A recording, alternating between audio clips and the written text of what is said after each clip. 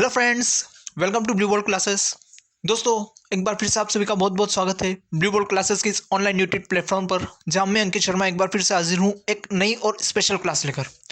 दोस्तों, आज है 29 फरवरी, यानी एक ऐसा दिन जो 4 साल में एक बार आता है, क्योंकि ये जो साल है वो है लीप ईयर। तो दोस्तों, इस क्लास में हम जानने की कोशिश करेंगे कि आखिर ये लीप ईयर क्या होता है, लीप ईयर क्यों होता है, और कैसे हम पता कर सकते हैं कोई ईयर लीप ईयर या है या नहीं है। तो आइए दोस्तों, बिना कोई देर किए शुरू करते हैं हम आज की अपनी इस क्लास को। तो दोस्तों, सबसे पहले हम ये जानते हैं कि आखिर लीप ईयर होता क्या है, किसे हम लीप ईयर कहते हैं। तो जिस वर्ष में साल में 366 दिन होते हैं, यानी जिस वर्ष फरवरी 29 दिन की होती है, उस साल को लीप ईयर कहा जाता है। यदि हम बात करें एक सामान्य वर्ष जो होता है, एक सामान्य वर्ष में साल में 365 दिन होते हैं, और जो फरवरी होती है वो 28 दिनों की होती है। लेकिन जिस वर्ष में 366 दिन होते हैं और फरवरी में 29 दिन होते हैं, उस वर्ष को लीप ईयर कहा जाता है। और सामान्यतः हर चौथा वर्ष जो होता है वो लीप ईयर होता है। सो आई होप दोस्तों आपको ये चीज़ समझ आ गई होगी कि अब हम लीप ईयर कहते किसे हैं ना। लीप ईयर का कॉन्सेप्ट आपके माइंड में क्लियर हो गया होगा। लेकिन अब एक और क्वेश्चन उठता है कि आखिर ये लीप ईयर होता क्यों है ना। ऐसी क्या घटना होती है कि लीप ईयर हर चौथा वर्ष जो होता है वो लीप ईयर हो जाता है। तो आइए अब इसके पीछे के हम साइंस को समझने की कोशिश करते हैं। एक्चुअली हमारा जो कैलेंडर है वो एक सूर्य कैलेंडर है जो सीधे सन से जुड़ा हुआ है ना। हमारी पृथ्वी को सूर्य का एक चक्कर लगाने में 365 दिन 5 घंटे 48 मिनट और 46 सेकंड समथिंग लगते हैं। लेकिन हम उसे राउंड फिगर में 365 दिन 6 घंटे मान लेते हैं। तो हमारी पृथ्वी एक सूर्य का एक चक्कर 365 दिनों में लगाती है। तो उस हिसाब से हमारा जो साल बनता है वो 365 दिनों का बनता है।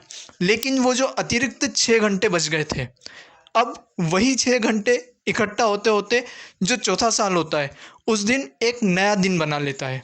तो जो हमारा लीप ईयर होता है वो इसी कॉन्सेप्ट पर बेस्ड होता है। पृथ्वी को सूर्य का एक चक्कर लगाने में 365 दिन और लगभग 6 घंटे का समय लगता है। यही 365 दिन एक सामान्य वर्ष कहलाता है, तथा शेष बचे 6 घंटे मिलकर हर चौथे वर्ष एक पूरा दिन बना लेते हैं। इस तरह हर चौथे वर्ष साल में 366 दिन हो जाते हैं, और इसी वर्ष को लीप ईयर कहा जाता है। तो दोस्तों, अभी हमने जाना कि लीप ईयर क्या होता है, लीप ईयर किसे कहते हैं और ये क्यों होता है। उसके पीछे का जो कॉन्सेप्ट था वो हमने समझा। लेकिन एक प्रश्न अभी भी यहाँ बच जाता है कि आखिर हम कैसे पता करें कि कोई वर्ष लीप ईयर है या नहीं है। तो दोस्तों, इसका जवाब हमें मिलता है रीजनिंग में। जब हम रीजनिंग पढ़ते हैं तो वहाँ हमारा एक चैप्टर आता है कैलेंडर। ओके, तो वहाँ पर हमको ये पता चलता है कि कैसे हम पता करें कोई वर्ष लीप ईयर है या ये नहीं है। तो उसके लिए एक हमको मेथड यूज़ करनी होती है। ये ज्ञात करने के लिए कि कौन सा वर्ष लीप ईयर होगा और कौन सा नहीं, उस वर्ष के अंतिम 2 अंकों में 4 से भाग लगाया जाता है। जिस साल में भाग पूरी तरह से चला जाता है वो लीप वर्ष होता है। ठीक है, तो हम क्या करते हैं, जो भी साल आपको फाइंड आउट करना है कि लीप ईयर होगा या नहीं होगा, तो उसके साल के जो अंतिम 2 अंक है उनमें आप क्या कर दिया, 4 से भाग लगा दीजिएगा। अगर भाग पूरी तरह से चला जाता है तो वो वर्ष निश्चित ही लीप ईयर होगा, और अगर भाग नहीं जाता है तो वो लीप ईयर नहीं होगा। जैसे एक एग्जांपल से हम यहाँ भी समझने की कोशिश करते हैं। ये वर्ष जो है 2024, तो 2024 जो है इसके अंतिम 2 अंक हम देखें तो अंतिम 2 अंक है 24 ना। अब 24 में हम 4 से भाग लगाते हैं, तो अगर हम 24 में 4 से भाग लगाएंगे तो भाग पूरी तरह से जाएगा ना, और भाग क्योंकि पूरी तरह से चला गया, कोई शेषफल नहीं बचा, तो ये क्या होगा, एक लीप ईयर होगा।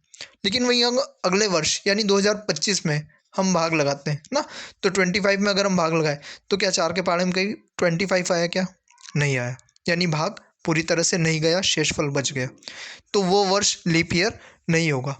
इस तरह आप किसी भी वर्ष में 4 का भाग लगाकर ये ज्ञात कर सकते हैं कि कोई वर्ष लीप ईयर होगा या नहीं होगा।